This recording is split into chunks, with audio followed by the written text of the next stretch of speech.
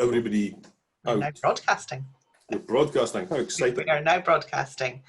So hello, folk. I think some people are still coming on by the looks of it. So we've got, participant numbers are shooting up there. So we'll give it a few minutes to get on. Yeah. That should hopefully give me a chance to connect it all up to broadcast live on Facebook too.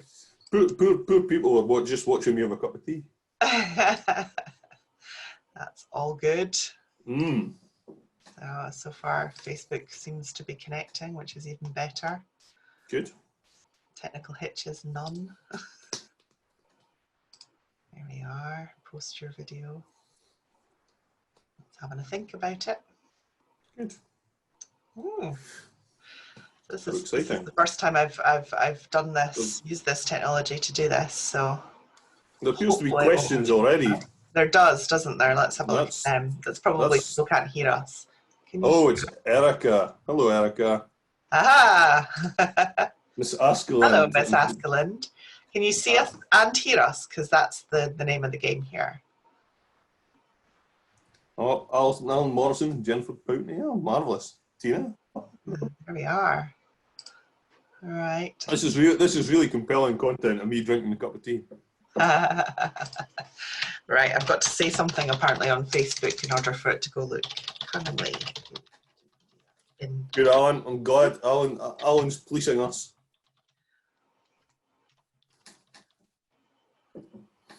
We're definitely going to keep it real. With a screaming child next door. Excellent. Now we're going live on Facebook as well. It's all very exciting. I feel like we're Sky News. We don't usually get this on the print side, Graham, do we? This is more Sky News for me, so having a day off. Yes, of course. Just your lunch hour. Yeah, I've not even told anybody I'm doing this, so I may well see the news agenda coming through as Oh dear, we might have a call from your editor any minute now. Oh. Right, we seem to have quite a few participants now managing to get their way on by the looks of it. How do we know it's tea in the cup, Fergus? Well, that's a very good question. Fergus has got the wrong question. What you should be asking is, what's in the fever tree glass with the white, the liquid? The tea is tea. Excellent. So I think we've certainly got at least half of everybody that's coming. So I think there might be some stragglers. So we'll probably start, and then they can catch up with the chat when they get here. Oh no, there's still people zooming on. This is quite fascinating watching the numbers go through the roof. Not like our morning lockdown lowdowns that we have every day, just to see where we're at. So yeah, it's where everyone kind of comes on in their pajamas now. I'm 100%.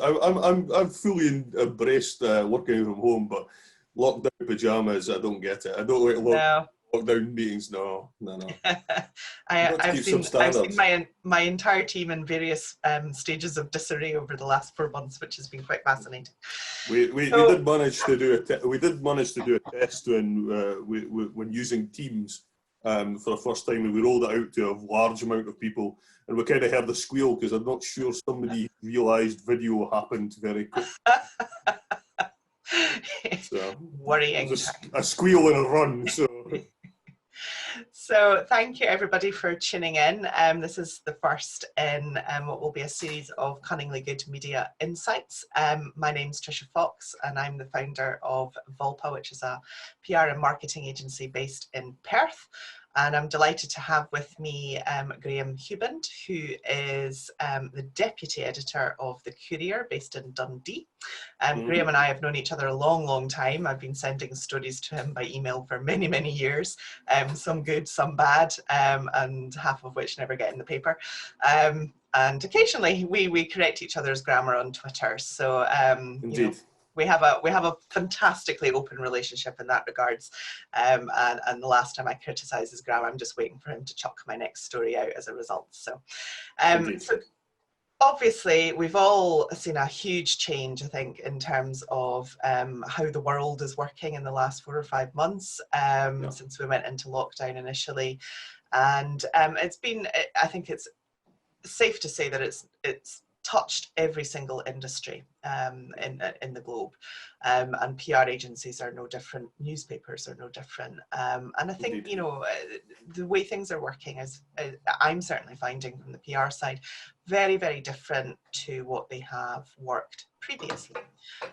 Yes, we still have newspapers come out every day, and that has you know, happened throughout the lockdown period. But what we've seen, I think, in terms of how that industry is working, is a huge shift towards digital.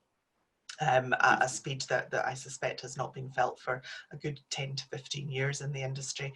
And also within that, a lot of people weren't being able to get out and buy their print newspaper. So we have seen a slim down of the print versions of newspapers, and also a decline in print sales.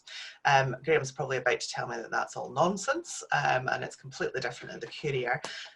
So I'm going to start by really asking you, Graham, what's changed since COVID?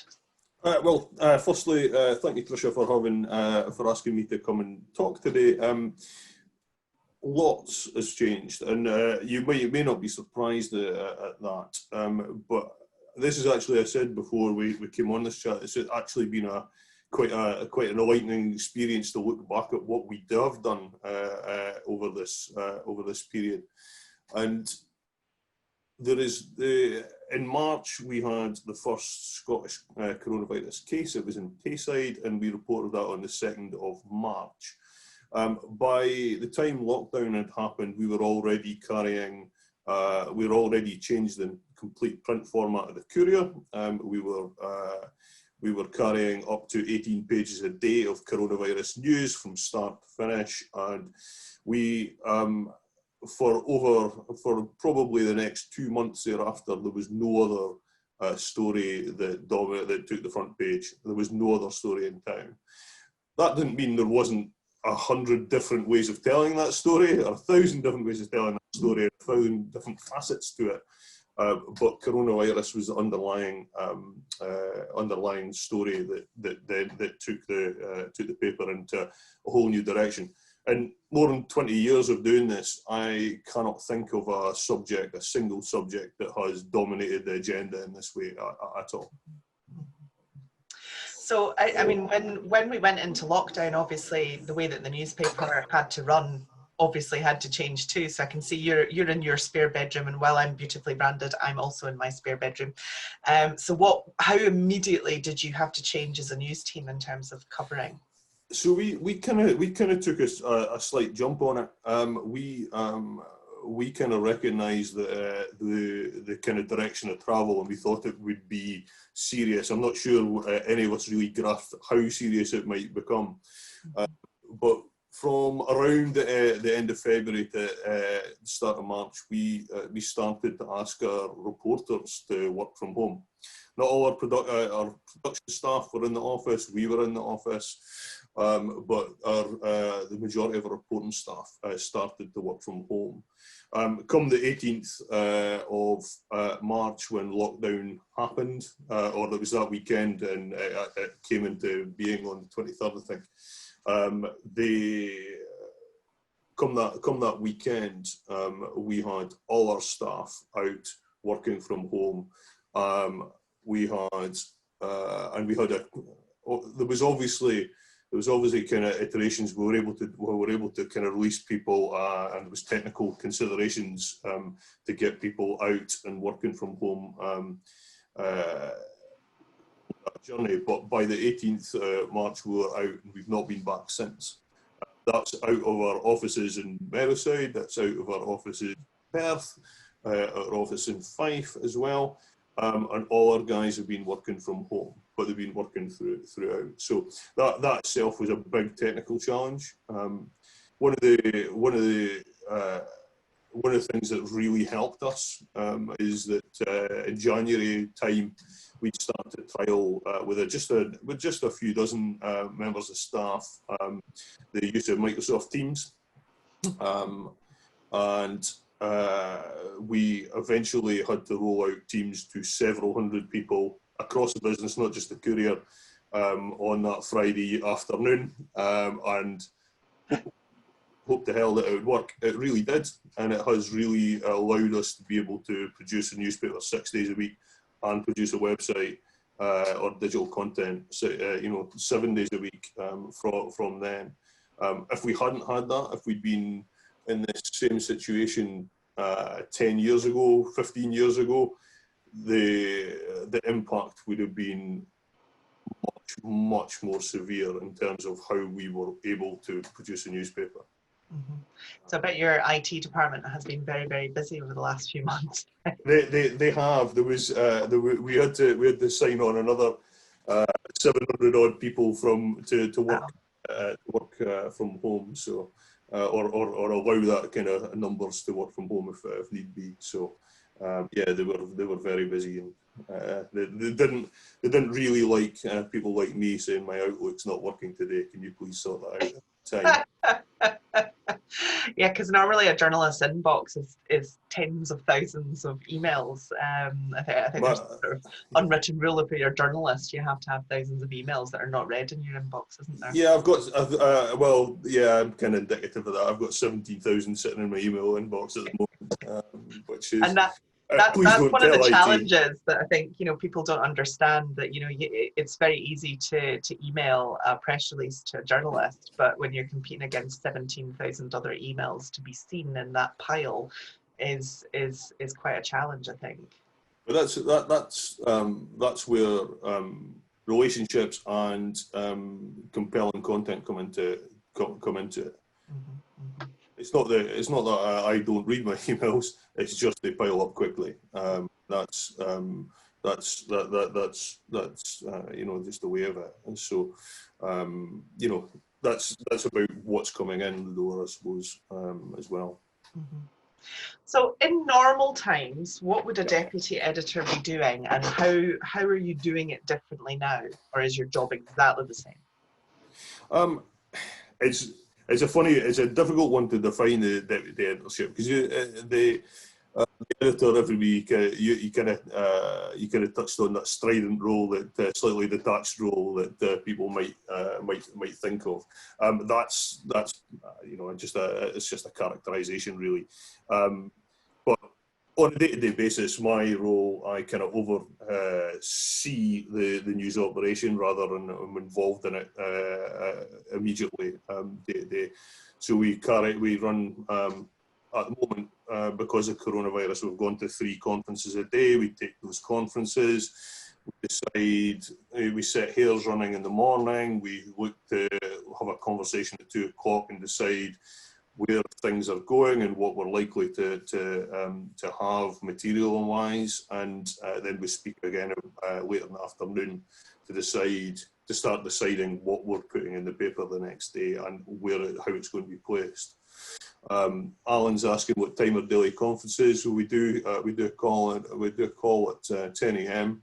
And we do a call at 4 p.m. They're the standard ones, but we've added in a 2 o'clock call because of the kind of weight, specifically about coronavirus and the weight of volume of stuff we were writing about coronavirus over that period. So that's the kind of the structure of the day. My job also involves personnel issues, technical issues, future projects. So as you've touched on digital, and that's obviously kind of prevailing wind in the news market right now. So looking at all these types of elements, but also kind of overseeing the day-to-day, as it were. We have a I hope he's not on the call because he's super talented. You wouldn't like me saying that. But we have a really talented guy called Alan Richardson who runs our news desk. And Alan's tough, but he's fair. And he's the immediate conduit for the news that's coming in the day. And then we take it from there and mould something thereafter. So, in terms of what you're looking for a story just now, obviously, you've mentioned that coronavirus has been a very dominant element to the coverage that you're filling the paper with every day. What is it that you're currently looking for now as we're easing out of lockdown? Because clearly that's now changing. Yeah, on that we're kind of fortunate, and to have a bit of experience from elsewhere about how to manage that news agenda and the difference in the news agenda. So we have some colleagues in Italy, in the north of Italy, who are obviously really impacted by coronavirus in that region. It was a full lockdown, and there was a lot of people that sadly didn't come through it there. But we've got colleagues in that area who had run a newspaper throughout this period, and their experience was dominate coronavirus.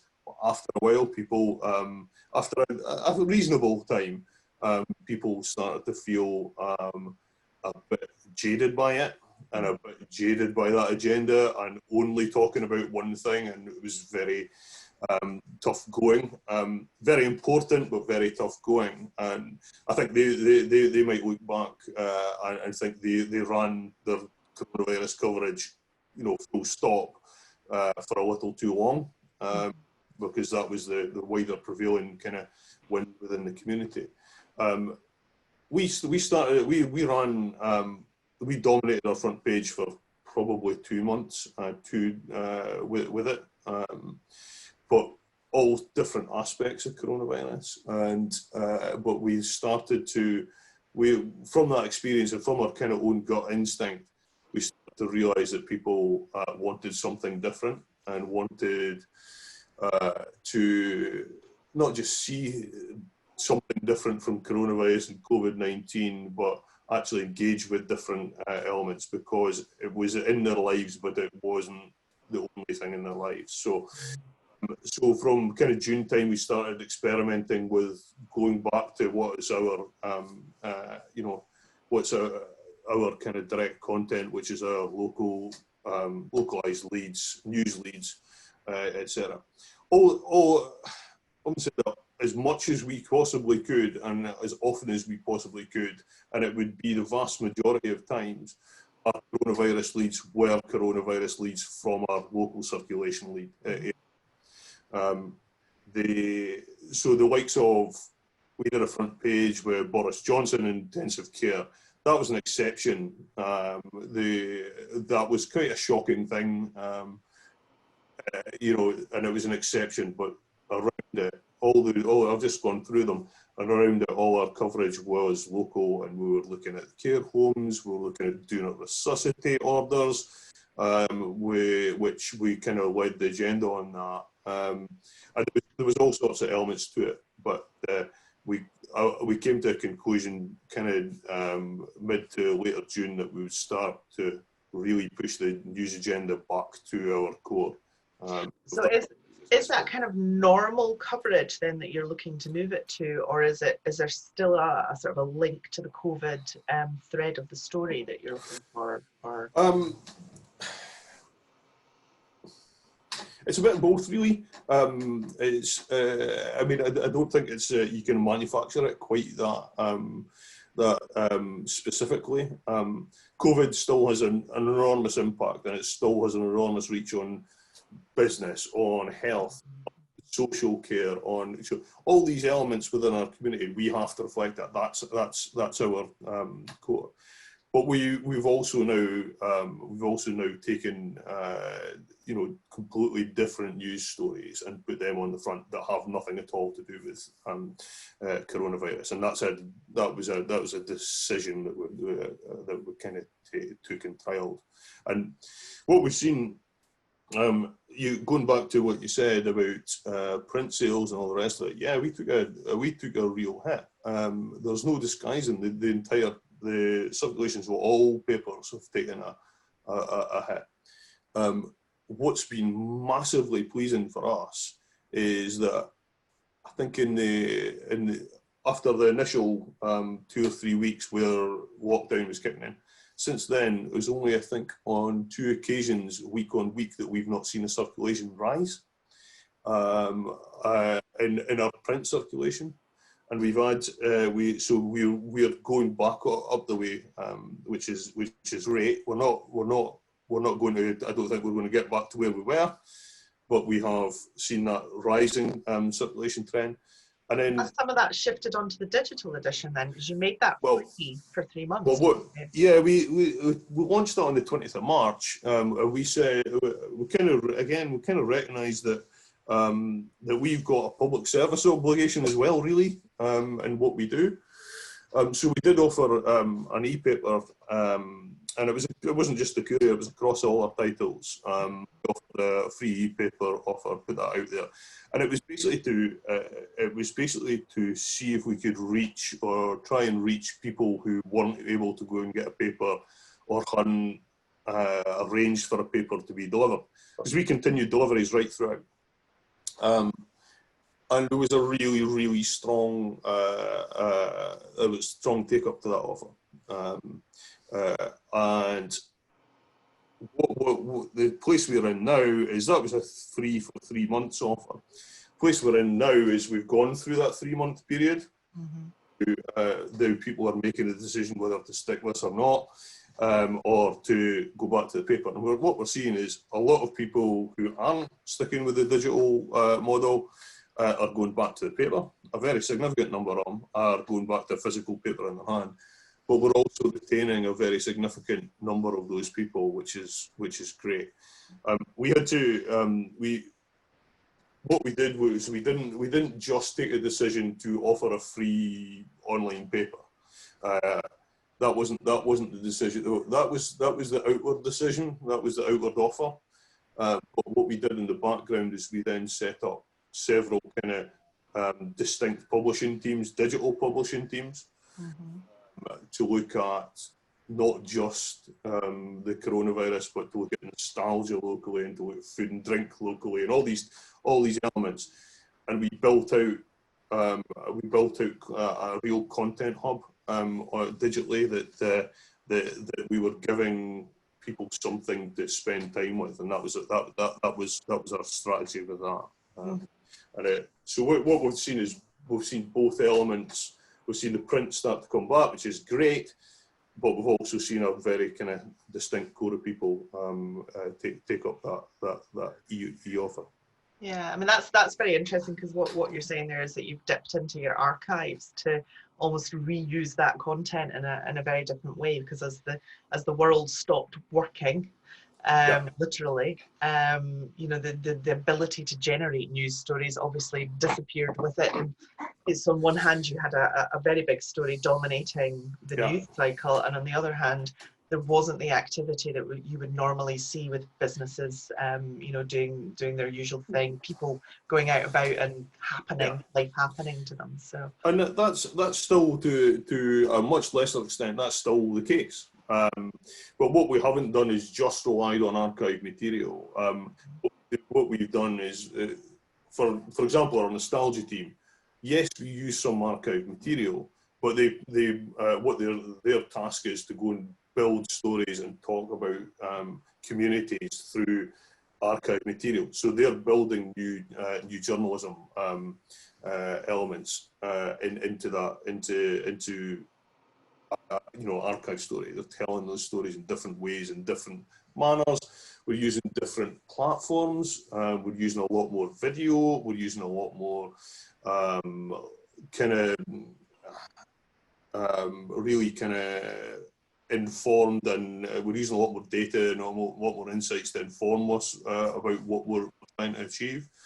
And that's a direction of travel that we'll continue to take. But yeah, it certainly wasn't immediately the idea to have these elements in place, but they came because of coronavirus. Alan Morrison's asking a question about if you're looking for advertisers to go next to the new online digital content like nostalgia. Is that a commercial plan for the business? Sorry, I never quite heard that. So looking for advertisers to go to the new digital content like nostalgia. So is that going to be part of the commercial offering of the paper? Yeah, I mean, I think the answer to that is absolutely. The advertising is still hugely important to newspapers, but our overarching kind of business department is DCT Media now. It's not it's not DCT newspapers, it's DCT media. So we kind of look at the whole package, and our commercial department as well is looking at the whole package and looking at different ways of providing advertising opportunities and bespoke advertising, targeted advertising, digitally, data-led advertising, all those elements to try and give the best bang for the client's buck. All of these things are can be looked at, being developed. We're a lot of people look at newspapers as as a non-commercial entity. Funnily enough, they look at it as part of the community, and it's always there, and it should be there, and it should be free. And it's actually what we do is expensive. Between our five newspapers, news brands, we've got 250 journalists. There is no other publishing house in Scotland probably the UK, that has that kind of dedicated news resource.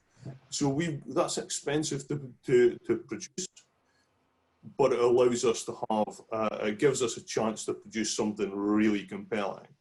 The paper comes out 6 days a week, and we think it's great, and we hope our readers think it's great.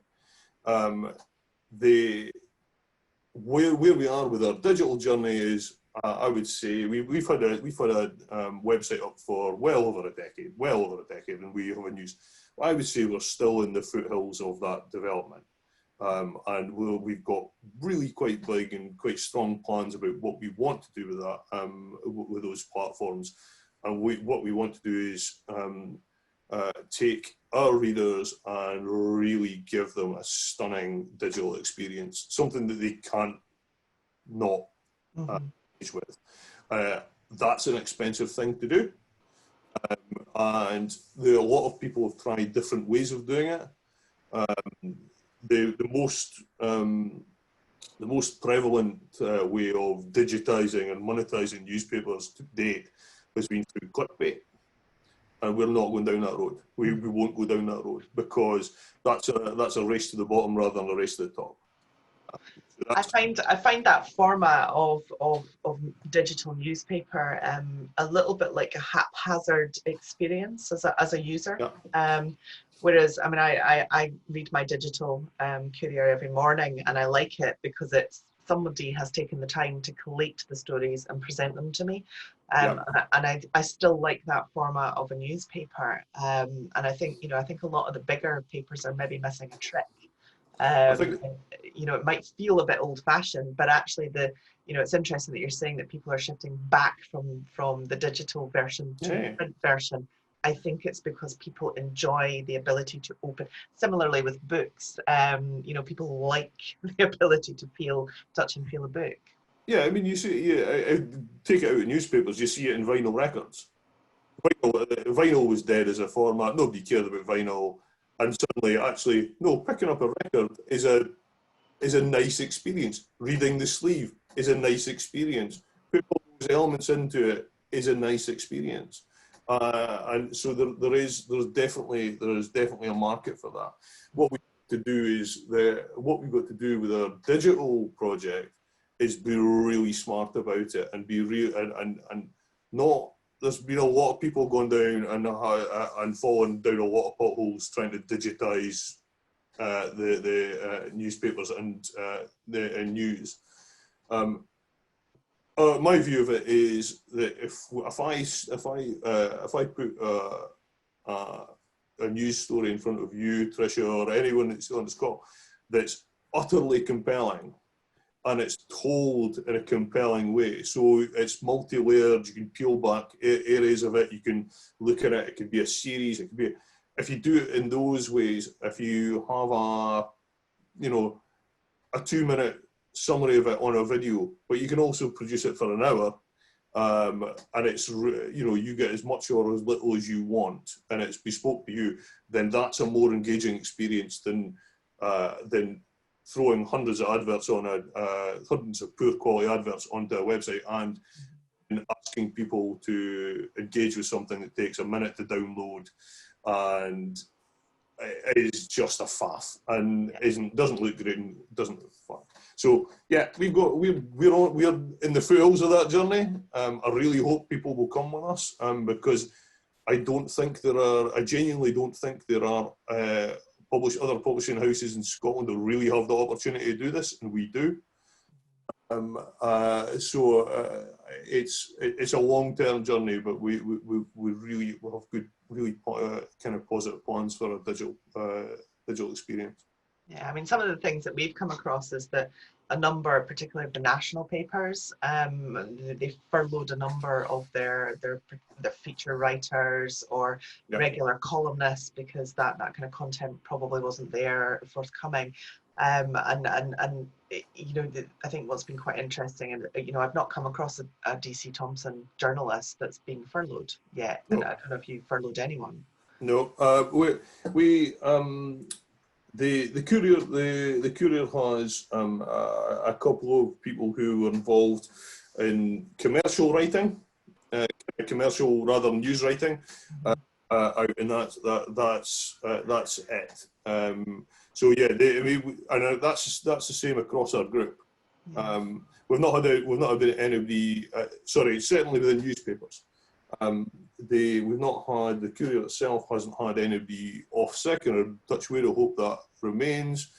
And we've been operating at a pretty high level in terms of productivity throughout this whole period, and hopefully quality throughout this whole period. And there are kind of standpoints, and but just because there's a virus in the community doesn't mean life stopped. It's our job to reflect what's happening in our communities. And we committed on, I think, day one of lockdown, we put out a letter from the editor, David, saying that we'll be with you, we'll be here as a symbol of continuity, we'll be here and we'll produce and we'll tell you what's going on. And we've not stepped away from that, and we won't. So that's still our commitment to our communities. Which is very, very important.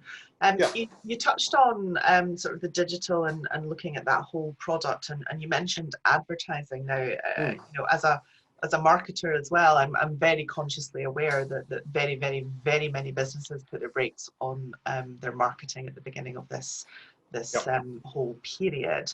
And the irony, I think, being is that you know, coverage or circulation numbers in newspapers and on broadcast news have literally gone through the roof. So you know, viewing numbers on TV have never been higher. Readership of newspapers has never been higher. So the impact of advertising that is going into the paper, you know, arguably is better than it has ever been.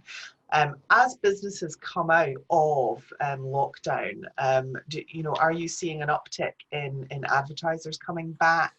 What's the plan? I would say you're absolutely right with what happened and your kind of summation of what happened. The advertising market, and you can entirely understand it. If you're our economy in Tayside and Fife, which is the Courier's kind of circulation, it's 97 to 98% SME, and it's more S than it is M. So it's more small micro businesses. So if you're one of those businesses, what's the obvious thing for you to do in the face of this when you don't know if there's any revenue going to come through the door? You're not sure if you're able to pay your rent and your wages, the wages of your staff. It's to pull back on things, and hold your money if you can. So totally understand it. So what we did at that time is we set out to all kind of advertisers across this area, and our sister papers did this as well. That we would provide free advertising in terms of coronavirus messaging for all businesses out there. No, there was no kind of onus on people to do it, but there was an opportunity for them to do it, and it was free, and a lot of people took this up on that offer. Now we're kind of hopefully heading on the flip side of this coin. What we've done is we've opened up another fund. Essentially, it's a fund with £250,000 value on it. spend value on it. And that's again for our advertisers or companies really locally to be able to use and to be able to engage with and put out their messaging as they come back out. And yes, that's part of that's for us to re-engage with the community as well. Of course it is. But there is a benefit to that advertising. Those advertisers and those businesses. Going right back to the core, part of our what we do is we have to be at the core of our communities, and if we don't provide any help and support in a situation like this, then who is going to? Because the BBC is not going to. There's no onus on them. There's no to do that. So we take those decisions, and there's a fund for advertisers right now, and there's also a fund for specifically in the agri sector as well. Or there's an advertising immediately the specifics of it. There's an advertising initiative within the agri sector as well, which bizarrely, well not bizarrely, but which is the sector that really has kept its head above the water throughout this. You've seen that. So yeah, we're now on the flip side. We're now coming out, and we're seeing people come back out from under the rock. It's very tentative, and again, I understand that, and hopefully, people will start to feel more comfortable and more confident, and be able to say to yourselves or to ourselves, whatever it may be, that actually we feel like we can start to spend that money and start, because that's one of the real, again, away from newspapers, but that's one of the central issues here. Money hasn't been circulating within the economy, and when money doesn't circulate, this goes back to my business days. When money doesn't circulate in the economy, all the gears of your community start to start to come together and stop. So. It's a real issue. So yeah, we're trying to support people as they come back out as much as we can. Yeah, it is a very challenging time, I think, for a lot of businesses, and you're right. I mean, I was fortunate, unfortunate, I think, to go out through the 2008 crash as well, and the recession, and how things really did just drop off a cliff then. But I think probably the key difference, certainly at the moment, was that the government didn't rush in with assistance packages in 2008, whereas they have done now. And that, hopefully will give businesses some confidence to start the gears moving again. I mean, certainly the statistics that we're seeing coming out from those clients who didn't stop marketing, who didn't stop communicating throughout lockdown, they are actually seeing an uptick in sales, not only on obviously the last 3 months where they've maybe not been able to trade as well or at all, but also on the previous year. So they're actually seeing growth in their numbers, which is quite fascinating. And a lot of people will think, cynically, a marketing agency telling you to market during a pandemic is almost a no-brainer. But everything in my marketing training tells me that if you lose that brand presence over a period of time, it will take years to build it back up. And actually, one of the things that I did was very specifically up our marketing budget. And we've been similar to you guys, keeping ourselves, our heads above the parapet over the last few months. Even though we've not been doing as much as a business, we're just hoping that brand awareness will pull through.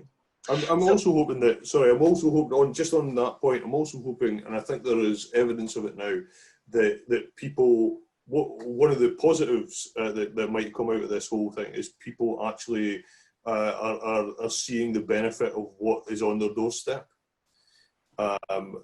Amazon was always going to make a fortune out of this. Everyone knows that. That's just a given. But hopefully people will start realising and recognising the worth of the businesses and the service businesses on their doorstep and start using them and start spending locally, which is a huge. So yeah, I haven't been in Tesco's since March, and I have to say a big shout out to Globeburn Farm Shop, which is only couple of miles from me, you know, during lockdown, and initially we were actually, you know, in the house and you know, couldn't go out because I wasn't feeling well, and we weren't sure what it was, and I didn't want to spread anything, and without them we would have starved. But they, you know, they brought giant bags of potatoes and meat and bread and milk and everything to our door. So they very quickly mobilized into basically delivering what they deliver, but differently. And so many businesses have done that. You know, if I was going to name the bean shop in Perth as well, I think they've been excellent in terms of delivering coffee. And our Saturday walk in a very deserted Perth city centre became very much about getting fresh bread from Casella and Poligato and George Street. So, which if you've visited the Perth office, you'll probably know very well, because I suspect it's also their sandwich shop. So, I mean, there was a lot of innovation, I think, has happened to businesses. People have had to pivot their business plans, and we were different as a newspaper. We had to take decisions we weren't going to take. That's just as simple as that. We had to kind of move. We had to be fleet. I think everyone's had to be fleet of foot to really have a prospect of coming out on this, coming out the other side of it, not just having survived but thriving, which is a different thing. So yeah, everybody's had to change what they do for the circumstances that have prevailed, and actually that's an encouraging thing to see, because people not just giving up and giving in. It's people thinking, actually, what can we do? How can we do it? Which is great. It's very encouraging. So in terms of over the next sort of few weeks, as businesses kind of almost get back to the new normal, as they're calling it, how far ahead are you planning on the news cycle in advance? Is it, you know, is it very much a 24/7 news cycle for you guys, or is there a longer lead time? It depends what part of the business you're talking about, or what part of the newspaper you're talking about. You're not. That's not allowed today. Coughing is not allowed.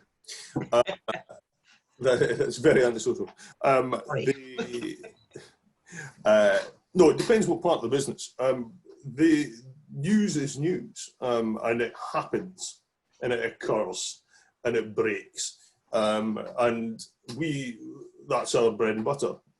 So there isn't really a lot of planning that can go into that. We just have to be connected with our communities and be able to reflect it. So that happens. That's how it goes. But there are other elements of a newspaper. So a Saturday newspaper is hugely important to us. It's our biggest selling newspaper of the week, and there's a lot of people that really just like picking it up and like reading the magazine, for example. So the magazine has had to change pretty much out of sight as well, because immediately we lost travel. Immediately we lost go and hike up hills, because you can't do that. And we couldn't seem to be telling people that's a lovely thing to do, off you go. So we had to change our publishing mix. But for our magazines, but they tend to have the longer lead times. That's okay. They have the longer lead times over news, and so it's those elements of the paper that we kind of look we look at and more advanced. There's very few. Alan's on this call. He'll know I'm not lying. But there are very few people who really believe that when we come in the morning that we are sitting with a blank book of 60 odd pages. That's true.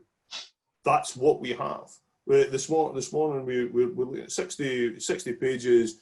Of those, when you take out advertising, you're probably speaking 30 pages in news, a couple of business, a farming supplement, a sports section which we're pushing further.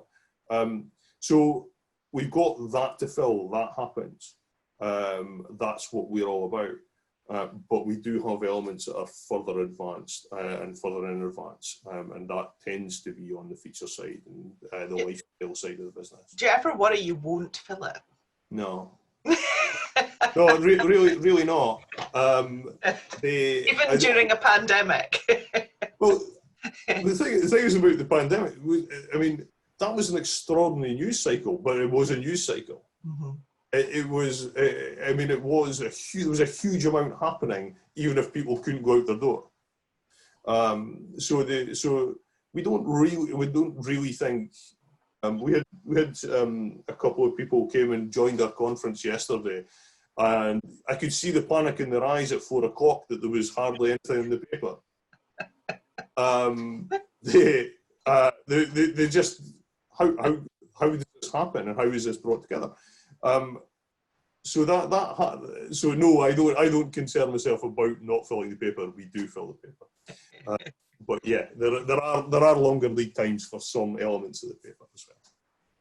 So we're getting a few questions in now. So Emma, I think from my team, Emma Davis, is asking, can you share your best practice top tips on how to pitch a story effectively and perhaps what not to do? Because in PR, we live in fear of the journalist's wrath. You live in fear of the journalist's wrath. The way I operate, I hope you might recognise this, but the way I operate and the way we ask our journalists to operate is that we should have an adult conversation. You may laugh, but we will have an adult conversation about something. We may disagree with you, we may agree with you, we may go entirely in different direction from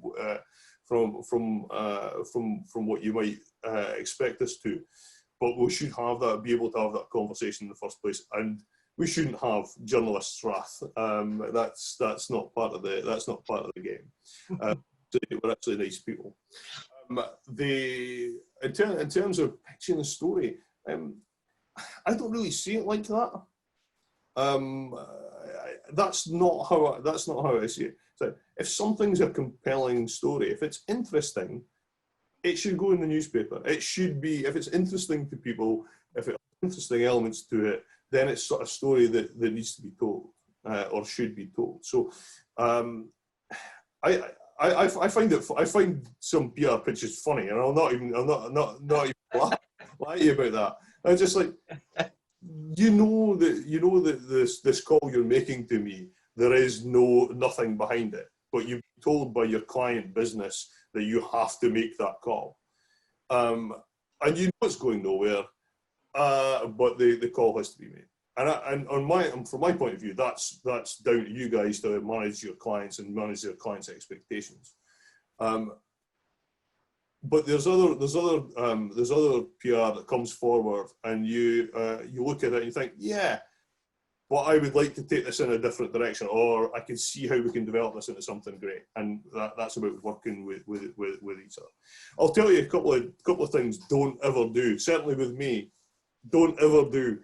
I spent a long time with writing about business, the business sector in this area, and I can't think of anything that would put me off more reading a page of news than a person of my age in a suit shaking hands with another person of my age in a suit and standing next to each other.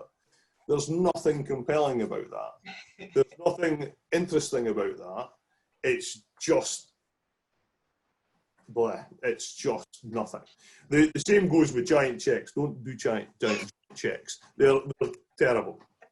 But those kind of elements, what's interesting about that handshake is something has happened in the background of that handshake to facilitate a handshake. So what's happened in that business? What's the difference to that business? What is that investment or that new service doing that business? And how is it being produced? I really love the visual element of business. And everybody thinks that business is boring as hell, and that all there is there's people either sitting in an office or a boom bedroom, or they're sitting in a warehouse and that's it. And that's not true. There's people doing amazing things and very visual and very skillful things and very productive things that we can tell their story, we will. But we need people to realise that standing shoulder to shoulder, handshaking, you can't handshake anyway at the moment, but that thing is probably the product, it's not the journey of the business, and it doesn't tell people about that business. So that's kind of a long form way of saying the behind the front, as it were. So, I mean, you're touching on something that almost every PR agency will get asked by clients, because it's photography, the value of very good photography.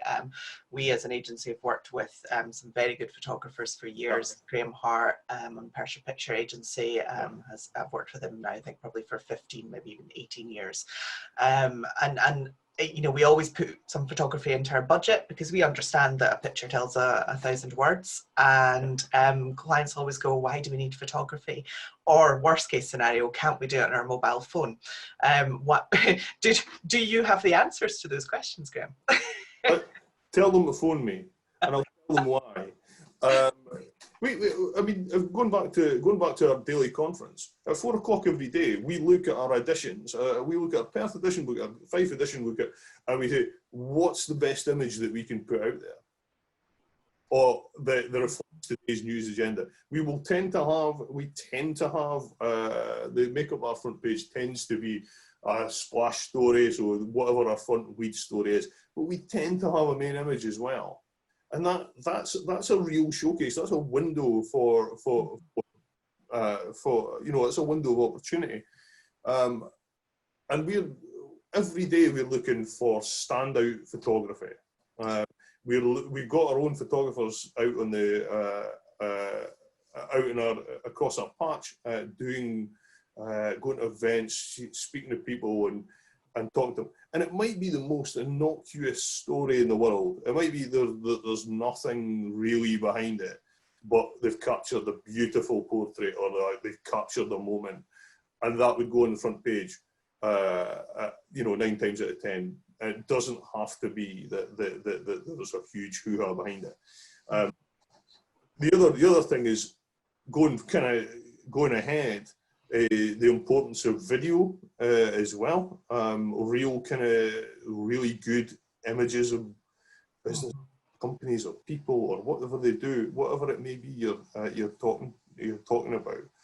That's actually a question that it's a visual language has asked. You know, what kind of quality of video would you want, and do you want it on like third-party you know, providers like YouTube, or do you want the actual original video sent to you?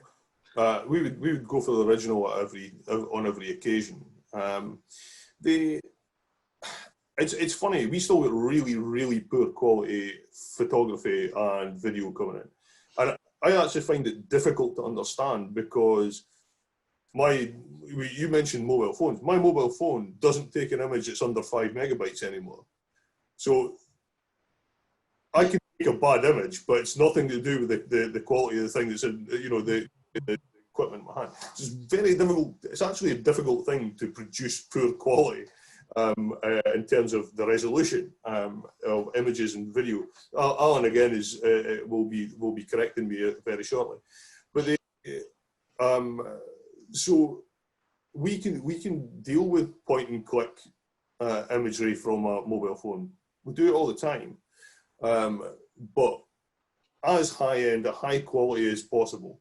But it has to be about the, again, I would go back to, you could send me a really beautifully shot picture of 2 men shaking hands over outside a warehouse, and it'll bore you to tears. But if you went behind that door and saw them producing something, and saw something excellent happening, same quality video, but has a huge, far greater kind of response, and evokes far more about what people do, and that's it. There you go, Alan's. I knew you wouldn't be long. There you are. But everyone, your videos of quality, I think he's saying. So. Yeah, and he's absolutely right, and he's absolutely right in that. But not everyone's set up that way, and I just think there's a thought about the subject matter rather than.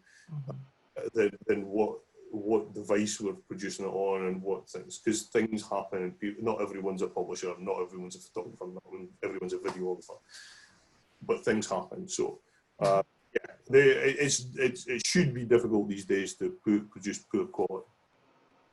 So, and I mean, is that one of the benefits you would say of actually getting news content via a PR agency, is that we will make sure that you know, the quality of those photos is good, that the quality of the copy is good, or you know, that the videos are professional? Is that a benefit to you from a news perspective?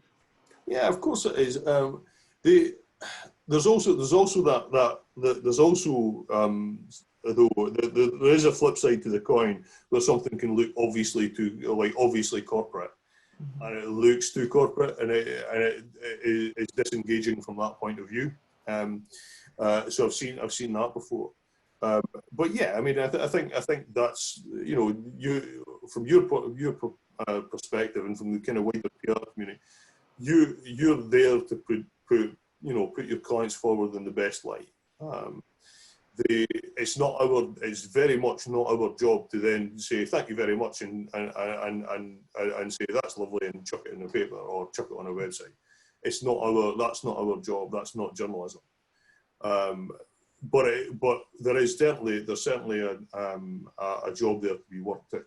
You know, there's a reason for us to work with you guys, and there's a reason for clients to work with you guys as well.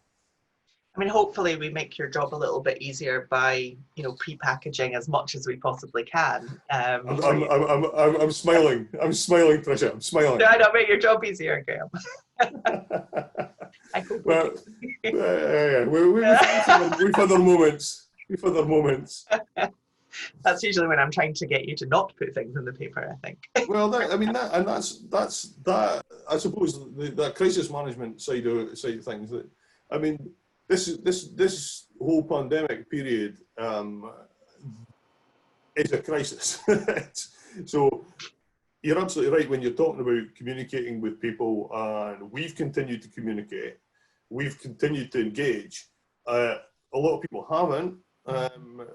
But the conversation and the viewing and the appetite for news has only grown in this period. So it's how we put out there in the best possible manner. So yeah, absolutely. So I'm conscious we've only got a few minutes left, and I know people will be keen to get on. I have no idea what time it is. This is it's 12:57. So I'm just going to check in case we've missed any questions, because they have been sort of tweaking in. I think a lot of them have been. Oh, Erica's wanting you to name names. I think that was probably with bad pitches. No, sure. I think that was who was caught out in with our video test right at the start of Teams. There you go. Video guidelines. We've asked about that. Yeah. What's Erica saying now? Oh, Erica's saying new things. Hang on. Oh. So this is a good one. So during lockdown, broadcast sound and video has gone very real, as in on our mobile phones, or actually physically in our bedrooms, I think, is what it boils down to. And obviously the BBC in particular are literally, you know, zooming into everybody's lounge. And I have to say, I don't know about you, but my main fascination of this whole pandemic is what's on people's bookshelves. Oh, there's been that, and I like their pictures as well. Yeah, which is ironic, because I'm sitting in the world's most boring room, which it's only been ever used as a bit of a rubbish tip previously until the pandemic. So it's been quite interesting, like just having a look at, you know. And you've seen people reorganize their bookshelves as the pandemic has gone on, which is even more fascinating. So I think, you know, Ian Dale on Good Morning Britain, when he launched his book a couple of weeks ago, actually had the book front and center of his entire bookshelf. And they called him out on it on live television, which I thought was funny. And those books have since been rearranged, which is quite amusing. Indeed. So I don't think we've got any more questions coming in, and I'm keen to make sure that we finish on time, just in case people have got things to go to, because I know we're now on we work on the hour and into Zoom calls after Zoom calls. So I'd like to thank you very much for your time today, Graham. You're more than welcome. And this will be available on Catch Up as well. or catch up live Facebook and such like. So we'll pop it onto YouTube so people can download it and have a look at it later. There you go. The rest of Poor time, souls. like publishing in a newspaper, Graham. The poor souls. But thank you very, very much, and we will sign off. Thanks, everyone. Have a good day. Thank you, folks. Thank you very much. Just a quick one. Our next one is with Alan Jenkins, who is with Channel 5. And he's the reporter covering Scotland for Channel 5 News. So it's a broadcast feel to it, and that is in a couple of weeks' time at 9 AM in the morning. And Alan didn't realise that PR people got up that early in the game. So no, absolutely not. Taking one for the team on this one. Anyway, have a great day, everybody. And thank you very much. Have a great weekend. Thank you, folks. Bye. Bye.